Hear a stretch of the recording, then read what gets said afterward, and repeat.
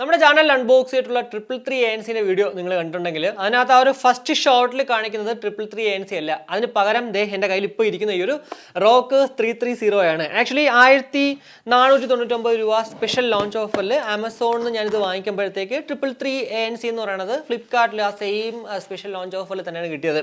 എന്തായാലും ഈ ഒരു വീഡിയോയിലൂടെ ഞാൻ നിങ്ങളോട് ഷെയർ ചെയ്യാൻ പോകുന്നത് 330 ANC നമ്മൾ വാങ്ങിച്ചാൽ വെർത്ത് ബൈങ് ആകുമോ, അല്ലെങ്കിൽ എന്തൊക്കെയാണ് ഈ ഒരു പ്രൊഡക്റ്റിന്റെ സവിശേഷതകൾ എന്നാണ്. പിന്നെ 333 ഒരു സാധനം ഇതിനകത്തില്ല. അത് എന്തായാലും ഞാൻ ആ വീഡിയോയിൽ പറഞ്ഞിട്ടുണ്ടായിരുന്നു, അല്ലെങ്കിൽ കുറച്ച് കഴിയുമ്പോഴത്തേക്ക് ഇതിനകത്ത് ഞാൻ പറയും എന്താണ് സംഭവം എന്നുള്ളത്.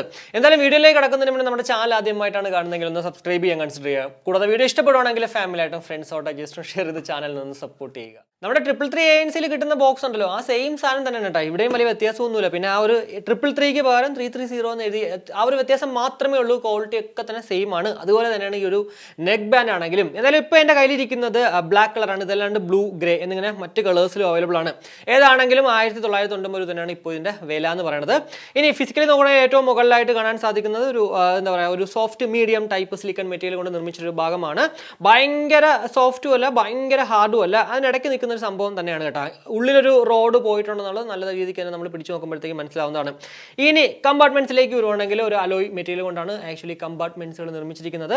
അത്യാവശ്യം നല്ല ക്വാളിറ്റി ഉണ്ട്. 333 ആണെങ്കിലും 330 ആണെങ്കിലും ആ ഒരു അവരുടെ ആദ്യം മുതലേ ഈ ക്വാളിറ്റി നിലനിർത്തിക്കൊണ്ട് തന്നെയാണ് അവർ സാധനങ്ങൾ അങ്ങോട്ട് മാർക്കറ്റിൽ അവൈലബിൾ ആക്കുന്നുണ്ട്. അതുകൊണ്ട് ഇവിടെ നമുക്ക് ആ ഒരു സംശയം വെക്കേണ്ട ആവശ്യമേ ഇല്ല. വലതുവശത്താണ് ആക്ച്വലി നമ്മുടെ കൺട്രോൾ പാൻസ് എന്ന് പറയുന്നത്. ഏറ്റവും മുകളിലായിട്ട് ANC ബട്ടൺ ഉണ്ട്. അതുപോലെ തന്നെ താഴെയായിട്ട് മൈനസ് ബട്ടൺ, പ്ലസ് ബട്ടൺ, അതുപോലെ തന്നെ MFB എല്ലാം കൂടെ തന്നെ ഒരു പാനലിൽ കൊടുത്തിട്ടുണ്ട്. തൊട്ട് താഴെയായിട്ട് LED ബട്ടൺ ഉണ്ട്. സൈഡിലായിട്ട് ഒരു Type-C പോർട്ടും ഉണ്ട്.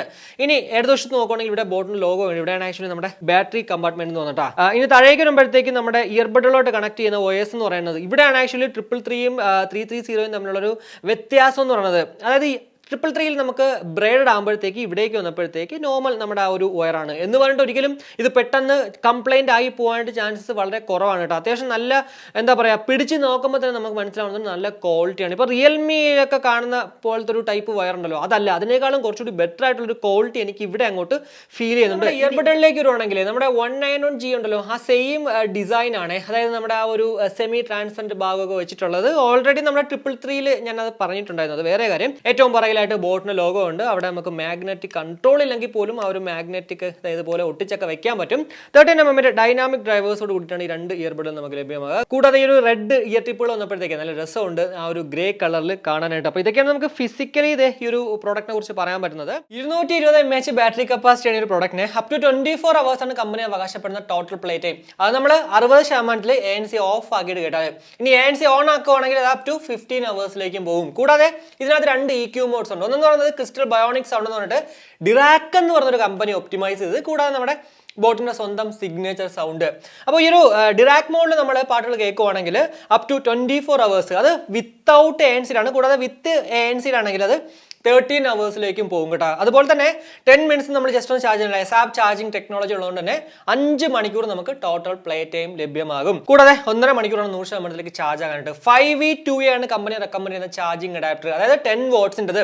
നിങ്ങളുടെ കയ്യിലൊരു ഫാസ്റ്റ് ചാർജർ ആണെങ്കിൽ പോലും അതിനകത്ത് ഔട്ട്പുട്ട് 5V2A ഒന്ന് മെൻഷൻ ചെയ്തിട്ടുണ്ടെങ്കിൽ ഉറപ്പായിട്ടും അത് യൂസ് ചെയ്യാൻ കേട്ടോ. വേറൊരു പ്രശ്നവും ഇല്ല അതിന്. പിന്നെ ക്രിസ്റ്റൽ ബയോണിക് സൗണ്ടിനെ കുറിച്ച് എടുത്ത് പറയാതിരിക്കാൻ പറ്റില്ല. കാരണം വെച്ചാൽ നമ്മൾ ഈ പ്രോഡക്റ്റ് ഓൺ ആക്കിയിട്ട് ആദ്യമായിട്ട് പെയർ ചെയ്തിട്ട് കേൾക്കുന്നത് സിഗ്നേച്ചർ സൗണ്ടിലാണ്.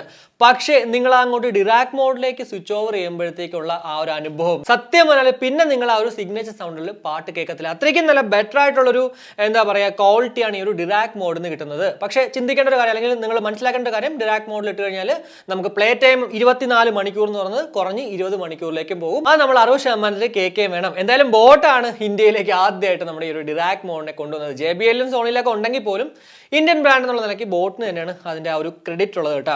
ബ്ലൂടൂത്ത് വേർഷൻ എന്ന് പറയുന്നത് 5.2, അതുപോലെ തന്നെ ബ്ലൂടൂത്ത് റേഞ്ച് എന്ന് പറയുന്നത് 10 മീറ്റർ ആണ്. കൂടാതെ IPX4 ഒരു വാട്ടർ ആൻഡ് പ്രൊട്ടക്ഷൻ ഉള്ളതുകൊണ്ട് തന്നെ അത്യാവശ്യം ഡ്രസ്സിലെങ്കിലും അല്ലെങ്കിൽ വർക്കൗട്ട് ഒക്കെ ചെയ്യുമ്പോഴത്തേക്ക് നമ്മൾ ഇത് ഉപയോഗിച്ചാലും അങ്ങനെ വലിയ പ്രശ്നങ്ങൾ ഉണ്ടാവാൻ ചാൻസ് ഇല്ല. 1 വർഷം ഇതിന് വാറണ്ടി ഉണ്ടെങ്കിലും വാട്ടർ ഡാമേജ് വന്നു കഴിഞ്ഞാൽ വാറണ്ടി ക്ലെയിം ചെയ്യാൻ പറ്റത്തില്ല. ഇപ്പോൾ പിന്നെ എല്ലാം നമ്മൾ വാറണ്ടി ക്ലെയിം ചെയ്യാനായിട്ട് ഓഫ്ലൈൻ സർവീസ് സെന്ററിൽ പോവേണ്ടതുള്ളത് കൊണ്ട് തന്നെ അവർ മാക്സിമം നമ്മളെ പറഞ്ഞു വിടാൻ നോക്കും. അപ്പോൾ അങ്ങനെയുള്ള കാര്യങ്ങൾ, അതായത് വാട്ടർ ഡാമേജ് കൂടാതെ ഫിസിക്കൽ ഡാമേജ് ഒക്കെ മാക്സിമം വരുത്താതെ സൂക്ഷിക്കുക. ബട്ടൺസ് ഒക്കെ അത്യാവശ്യം നല്ല ക്വാളിറ്റി ഉണ്ട് കേട്ടോ. ഇപ്പോൾ നമ്മൾ ടാപ്പ് ചെയ്യുമ്പോൾ തന്നെ അതങ്ങോട്ട് മനസ്സിലാവും. ആ ഒരു സൗണ്ട് തന്നെ അത്യാവശ്യം നല്ല രീതിക്കുള്ള ഒരു സൗണ്ടുമാണ്.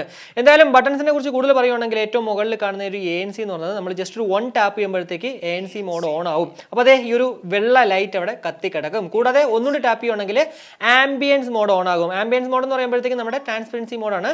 അവിടെയും ഈ ഒരു വെള്ള ലൈറ്റ് കത്തി കിടക്കും. എന്നാൽ വീണ്ടും ഒന്ന് ടാപ്പ് ചെയ്യുമ്പോഴത്തേക്ക് എന്താ പറയുക ANC ഓഫ് ആവും. അപ്പോൾ കണ്ടോ ഇതുപോലെ നമ്മുടെ ഈ ഒരു റെഡ് ഇങ്ങനെ ബ്ലിങ്ക് ആയിക്കൊണ്ടിരിക്കും. കൂടാതെ മൈനസ് ബട്ടണിൽ നമ്മൾ ജസ്റ്റ് ഒരു 1 ടാപ്പ് ചെയ്യുകയാണെങ്കിൽ വോളിയം ഡൗൺ ആവും. കൂടാതെ ടാപ്പ് ആൻഡ് ഹോൾഡ് ചെയ്യുകയാണെങ്കിൽ പ്രീവിയസ് ട്രാക്കിലേക്കും, അതുപോലെ തന്നെ പ്ലസ് ബട്ടൺ നമ്മൾ ജസ്റ്റ് ഒരു 1 ടാപ്പ് ചെയ്യുകയാണെങ്കിൽ വോളിയം അപ്പ് ആവും. ടാപ്പ് ആൻഡ് ഹോൾഡ് ചെയ്യുകയാണെങ്കിൽ നെക്സ്റ്റ് ട്രാക്കിലേക്കും പോകുന്നതാണ്. കൂടാതെ MFBയിൽ നമ്മൾ ജസ്റ്റ് ഒരു 1 ടാപ്പ് ചെയ്യുകയാണെങ്കിൽ മ്യൂസിക് പ്ലേ ആവും, അതുപോലെ തന്നെ പോസ് ആവും. കോൾ എടുക്കാനും കോൾ കട്ട് ചെയ്യാനും പറ്റും. അതല്ല കോൾ വരുന്ന സമയത്ത് നമ്മൾ ഡബിൾ ടാപ്പ് ചെയ്യുകയാണെങ്കിൽ ആ കോൾ അങ്ങോട്ട് റിജക്ട് ചെയ്യാനും പറ്റും. അതുപോലെ തന്നെ ഡബിൾ ടാപ്പ് നമ്മൾ ചെയ്യുമ്പോഴത്തേക്ക് മറ്റൊരു സംഭവം ഉണ്ട്, ഇതിനകത്തുള്ള ഒരു ഡിറാക് മോഡ് ഓൺ ആകുന്നതാണ്. കൂടാതെ ട്രിപ്പിൾ ടാപ്പ് ചെയ്യുമ്പോഴത്തേക്ക് വോയിസ് അസിസ്റ്റൻസും വർക്ക് ആവുന്നതാണ്. ഇനി വെയറിംഗ് കംഫർട്ടിലേക്ക് വരുവാണെങ്കിൽ ആക്ച്വലി ഇയർബഡുകൾ കുറച്ചൊരു ബൾക്കി ആയതുകൊണ്ട് ചിലപ്പോൾ ഇത് ഇയർ പെയിൻ എടുക്കുമോ എന്ന് ചെറിയൊരു സംശയം ഉണ്ടാവും ചില ആൾക്കാർക്ക്. പക്ഷേ എന്നെ സംബന്ധിച്ചോളം ഞാൻ പറയണത് എൻ്റെ ചെവിയിൽ നല്ല കംഫർട്ടബിൾ ആയിട്ട് ഇരിപ്പുണ്ട്. ചെവിയിൽ അങ്ങോട്ട് വെക്കുമ്പോൾ തന്നെ ആ ഒരു പാസീവ് നോയിസ് ക്യാൻസലേഷൻ നല്ല രീതിക്ക് വർക്കൗട്ട് ആവുന്നുണ്ട്.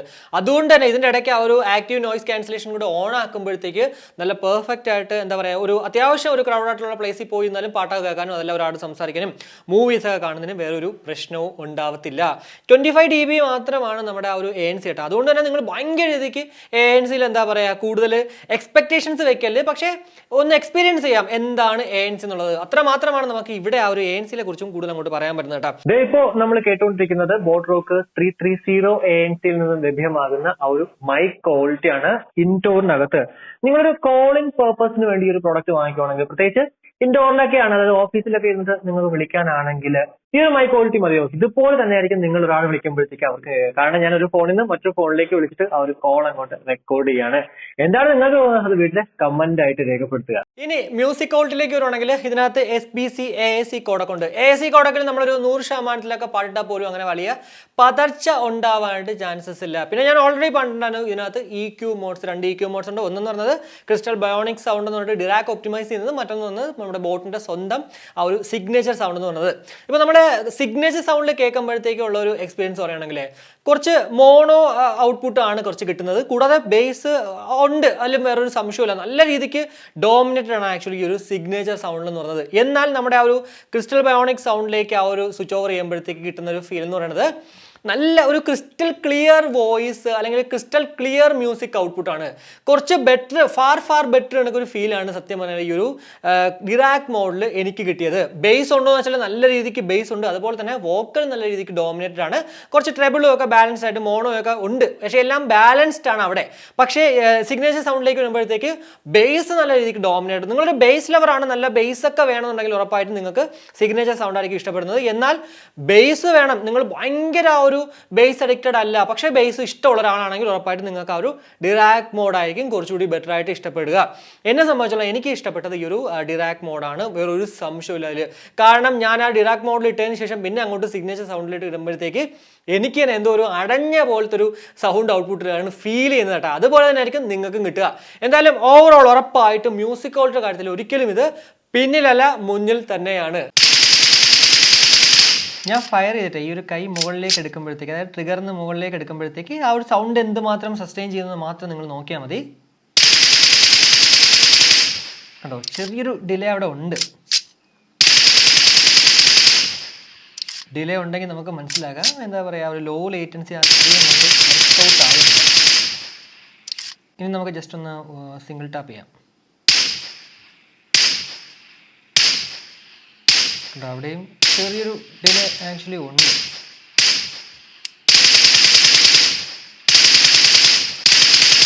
പക്ഷേ സ്പ്രേ ചെയ്യുമ്പോഴാണ് കുറച്ച് നന്നായിട്ട് മനസ്സിലാവുന്നത്. ഇപ്പോൾ നിങ്ങൾ കണ്ടല്ലോ ഈ ഒരു PUBG കളിച്ച ഇതുപോലെ തന്നെ ആയിരിക്കും നിങ്ങളും ഈ ഒരു പ്രോഡക്റ്റ് വാങ്ങിച്ചിട്ട് PUBG ഒക്കെ കളിക്കുകയാണെങ്കിൽ ആ ഒരു ഔട്ട്പുട്ട് കിട്ടുക. ചെറിയ പൊടിക്കൊരു ഡിലേ ഉണ്ട് എന്ന് പറഞ്ഞിട്ട് ഭയങ്കര രീതിക്ക് കൂടുതൽ അങ്ങോട്ട് കുറ്റം പറയാൻ പറ്റില്ല. പക്ഷേ ഇതിനകത്ത് ബീസ് മോഡും കൂടെ ഉണ്ടായിരുന്നെങ്കിൽ 1990 വർത്തുന്നുള്ളിൽ വേറൊരു സംശയമില്ല. അതുകൊണ്ട് തന്നെ ഗെയിം കളിക്കാൻ വേണ്ടി ഇത് വാങ്ങിക്കണോ വേണ്ടോ എന്ന് ജസ്റ്റ് ഒന്ന് ചിന്തിക്കുക. പക്ഷേ നിങ്ങളൊരു ആവറേജ് ഗെയിം പ്ലെയർ ആണെങ്കിൽ ഉറപ്പായിട്ടും വാങ്ങിക്കാം. പിന്നെ മറ്റൊരു കാര്യം എന്ന് പറയുന്നത് വീഡിയോ കാണുന്ന സമയത്ത്, അത് യൂട്യൂബിലായിക്കോട്ടെ അല്ല ഇന്റേണൽ എക്സ്റ്റേണൽ പ്ലെയർ ആയിക്കോട്ടെ, എന്തിലാണെങ്കിലും വേറെ ഒരു പ്രശ്നമില്ല. നല്ല രീതിക്ക് തന്നെ നമുക്ക് ആ ഒരു പെർഫെക്റ്റ് ആയിട്ട് ലിപ്സിംഗ് ഒക്കെ വരുന്നുണ്ട്. 1990 നമ്മൾ വാങ്ങിച്ച വർത്ത് ബൈങ് ആകുമോ ഇല്ലയോ നിങ്ങൾ ചോദിക്കണമെങ്കിൽ ഞാൻ ഉറപ്പായിട്ടും പറയും കുഴപ്പമില്ല. പക്ഷെ നിങ്ങൾ ഗെയിം കളിക്കാനും കൂടെ ഉണ്ട്, അതൊരു ബീസ് മോഡും കൂടെ ഉണ്ടായിരുന്നെങ്കിൽ ഉറപ്പായിട്ടും നമുക്ക് കണ്ണും പൂട്ടി വാങ്ങിക്കാമായിരുന്നു. എന്നാൽ ഇവിടെ അതില്ലാത്തത് ചെറിയൊരു ഡ്രോബാക്ക് തന്നെയാണ്. 1499 ഒരു 1599 വരുന്നെങ്കിൽ ഉറപ്പായിട്ടും കണ്ണും പൂട്ടി വാങ്ങിച്ചോളൂ. പെർഫെക്റ്റ് വണ്ണാണ്. പിന്നെ നിങ്ങൾ പക്ക മ്യൂസിക് ലവർ ആണെങ്കിലും ഇത് വാങ്ങിക്കാൻ വേറെ ഒരു പ്രശ്നം കേട്ടോ. പിന്നെ അത് അവർക്ക് ഈ ഒരു എന്താ പറയുക ലോ ലേറ്റൻസിയും ഇങ്ങനെയുള്ള കാര്യങ്ങൾ അവർ ചിന്തിക്കത്തേ ഇല്ല. സോ അങ്ങനെയുള്ളൊരു പക്ക മ്യൂസിക് ലവർ ആണെങ്കിൽ, അത് ബേസ് ലവർ ആണെങ്കിൽ നിങ്ങൾക്ക് കണ്ണും പൂട്ടി വാങ്ങിക്കാം ഈ ഒരു പ്രോഡക്റ്റ്. അപ്പോൾ ഇത്രയേ ഉള്ളൂ. എന്തായാലും ഈ ഒരു വീഡിയോ ഇഷ്ടപ്പെട്ടെങ്കിൽ നമ്മുടെ ഫാമിലി ആയിട്ടും ഫ്രണ്ട്സുമായിട്ടൊക്കെ ജസ്റ്റ് ഒന്ന് ഷെയർ ചെയ്യുക. കൂടാതെ ലൈക്ക് ചെയ്യാനും കമന്റ് ചെയ്യാനും മറക്കണ്ട. നിങ്ങളുടെ ഓരോ ലൈക്കും കമന്റും ഒക്കെ തന്നെയാണ് എനിക്ക് ഇതുപോലുള്ള വീഡിയോകൾ ചെയ്യാനുള്ള ഒരു പ്രചോദനം. അതുപോലെ തന്നെ സബ്സ്ക്രൈബ് ചെയ്തിട്ടില്ലെങ്കിൽ ഉറപ്പായിട്ടും ഒന്ന് സബ്സ്ക്രൈബ് ചെയ്യുക. അപ്പോൾ മറ്റൊരു വീഡിയോ കാണുമ്പോഴേക്കും ബൈ.